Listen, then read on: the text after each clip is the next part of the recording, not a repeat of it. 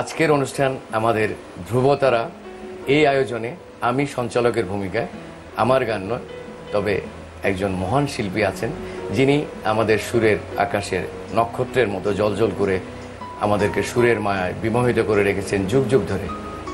আজকে এই অনুষ্ঠানে গানের ফাঁকে ফাঁকে ওনার ব্যক্তিগত কিছু বিষয় নিয়ে আমরা আলাপচারিতা থাকবে, তার পাশাপাশি দর্শকদের অনুরোধের গান। তো আমরা আমন্ত্রণ জানিয়েছি, আমাদের এই আমন্ত্রণে অতিথি হয়ে এসছেন এই উপমহাদেশের বিখ্যাত শিল্পী রুনা লায়লা। রুনা আপা কেমন আছেন? খুব ভালো আছি।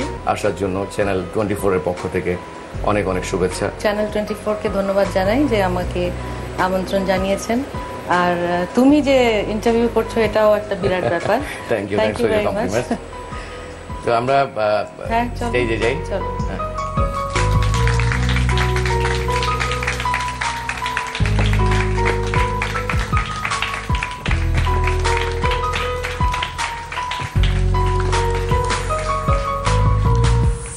দর্শক মন্ডলী, আমন্ত্রণ ধ্রুবতারায়। আমরা কিছুক্ষণ ভাসি রুনা আপার গানের মূর্ছনায়। রুনা আপা, আপনি প্রথমে কি গান গাইছেন? প্রথমে অবশ্যই একটি দেশাত্মবোধক গান দিয়ে আরম্ভ করব।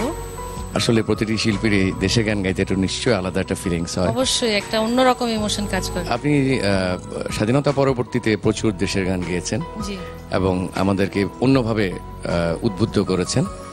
আপনার দেশের গানের ভান্ডার অনেক। তো আমি একটু জানতে চাইছি যে যখন যুদ্ধের সময়, তখন আপনি কোথায় ছিলেন? তখন আমরা করাচিতে ছিলাম, পাকিস্তানে। আমার আব্বা সিভিল সার্ভেন্ট ছিলেন, ওখানে অপশন দিয়েছিলেন বাংলাদেশ আসার জন্যে। তো যতদিন অ্যারেঞ্জমেন্টগুলো হয়নি, আমরা 74 পর্যন্ত ওখানেই ছিলাম। 71-এর ওই সময়টাতে মানে কি জানি একটা ইমোশন কাজ করলো, রক্তের টান, মাটির টান, যাই বলো, যে তখন মনে হলো যে আর এখানে থাকবো না, চলে যাব, নিজের দেশে যাব।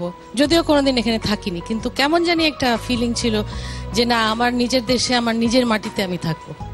যাই হোক, আপনি এসছেন আমাদের দেশে, আমাদের সঙ্গীতকে সমৃদ্ধ করছেন, করে যাচ্ছেন, আমাদেরকে সঙ্গীতের আকাশকে আলোকিত করে যাচ্ছেন।